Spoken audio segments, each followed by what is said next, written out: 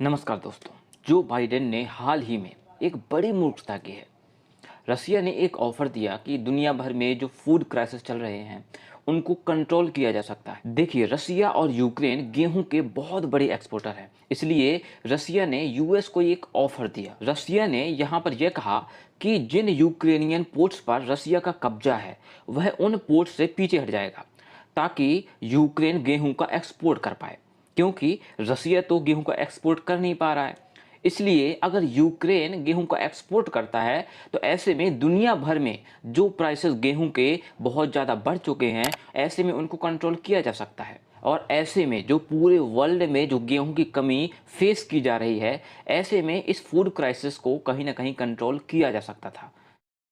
देखिए, ऐसा तो होगा नहीं कि रसिया उन पोर्ट्स से पीछे भी हट जाए और कोई शर्त भी न रखे। इसलिए रसिया ने यहाँ पर एक शर्त रखी कि जो आप लोगों ने हम पर सैंक्शंस लगाए हैं, उनमें से कुछ सैंक्शंस हमारे पर से आप रिमूव कर दीजिए। और उनमें से आप इंटरनेशनल ट्रांजैक्शन भी समझ सकते हैं जो कि सैंक्शंस लगाया हुआ है यूएस ने रसिया पर। लेकिन बाइडेन ने यहाँ पर फिर से एक ब्लंडर किया और रसिया ने जो ऑफर दिया था उसको रिजेक्ट कर दिया। देखिए, अगर बाइडेन यहाँ पर रसिया के इस ऑफर को एक्सेप्ट करते तो दुनिया भर में जो भी इन्फ्लेशन फेस की जा रही थी उसको कंट्रोल किया जा सकता था। फूड क्राइसिस जो कि पूरी दुनिया में इस समय मंडराया हुआ है, उस फूड क्राइसिस को भी कंट्रोल किया जा सकता था।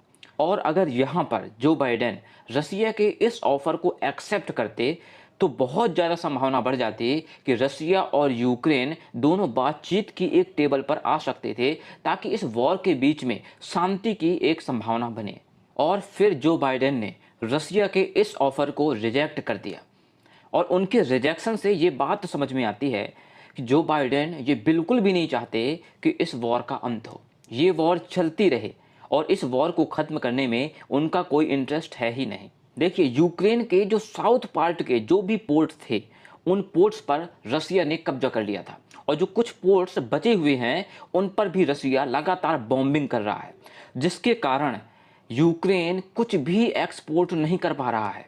और इसीलिए रसिया ने इस ऑफ़र को यूएस के सामने रखा था और ये एक बहुत ही अच्छा ऑफ़र भी था।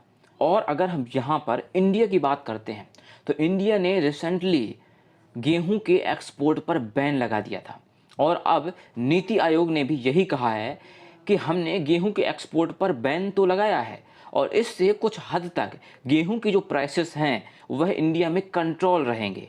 और इसलिए हमने देखा भी है कि जहां वर्ल्ड में 30 से 40% तक गेहूं के रेट बढ़ गए हैं, गेहूं का इन्फ्लेशन बढ़ा है, वहीं इंडिया में अगर देखा जाए तो 6 से 7% ही गेहूं के दाम बढ़े हैं। लेकिन इसका यह बिल्कुल भी मतलब नहीं है कि आगे चलकर व्हीट के दाम नहीं बढ़ेंगे।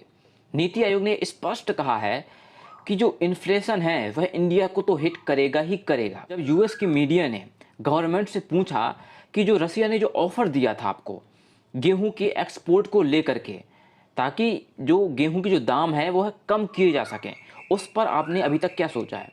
तो यूएस गवर्नमेंट का कोई भी सीधा साधा उत्तर नहीं था। उन्होंने कहा कि जो यूक्रेन के जो लोग हैं वह हमसे काफ़ी जुड़े हुए हैं, हम उनको धोखा नहीं दे सकते, और एक सही तरीके के एक्सप्लेनेशन यूएस गवर्नमेंट ने सामने नहीं रखी। और इस तरीके से अगर देखा जाए तो यूएस ने कोई भी कंप्रोमाइज़ करने की कोशिश यहाँ पर नहीं की है, जबकि जो रसिया ने जो ऑफ़र किया था वह बहुत ही अच्छा ऑफ़र था।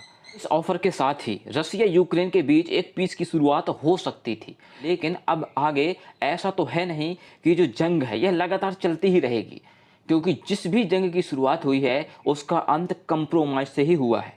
इसलिए इस जंग में भी कंप्रोमाइज़ बहुत ज़्यादा ज़रूरी होगा और करना ही होगा दोनों कंट्रीज़ को। इसलिए आज नहीं तो कल दोनों कंट्रीज़ के बीच में कंप्रोमाइज़ तो होना ही है। लेकिन अगर हम यहाँ पर बाइडेन की बात करें तो बाइडेन ने यहाँ पर पूरे वर्ल्ड में किसी की फिक्र नहीं की।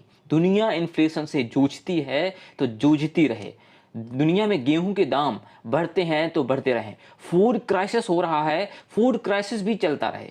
लेकिन बाइडेन ने अपनी नीति नहीं बदली, कोई कंप्रोमाइज़ करने की कोशिश नहीं की, और जहां पर यूएस का इंटरेस्ट है यूएस वहीं पर लगा हुआ है। इसलिए इंडिया की यहाँ पर बात आती है कि अगर इंडिया का जहाँ पर इंटरेस्ट है तो इंडिया वहाँ पर अपना इंटरेस्ट क्यों न दिखाए।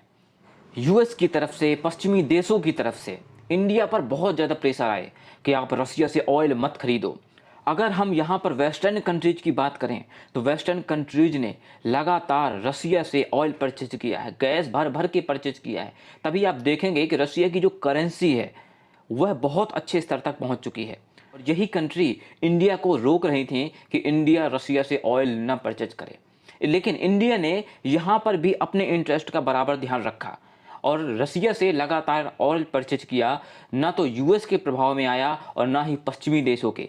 इंडिया के इंटरेस्ट में जो था इंडिया ने वही किया, क्योंकि ये देश हैं, ये सिर्फ वही कर रहे हैं जो इनके इंटरेस्ट में होता है, जो इनके फ़ायदे में होता है। इसलिए इंडिया ने भी अपने फ़ायदे में जो आया वही किया। और सभी देश अपनी इकोनॉमी पर ही निर्भर करते हैं, अपनी इकोनॉमी को ही मजबूत बनाते हैं। अगर आपको वीडियो पसंद आया हो तो लाइक सब्सक्राइब तो कर ही सकते हैं। अगर आपको कुछ समझ में आता है, कोई कमी समझ में आती है, तो वीडियो के कमेंट बॉक्स में कमेंट भी कर सकते हैं। आपके सुझाव हमारे लिए अहमियत रखते हैं। मिलते हैं नेक्स्ट वीडियो में। जय हिंद।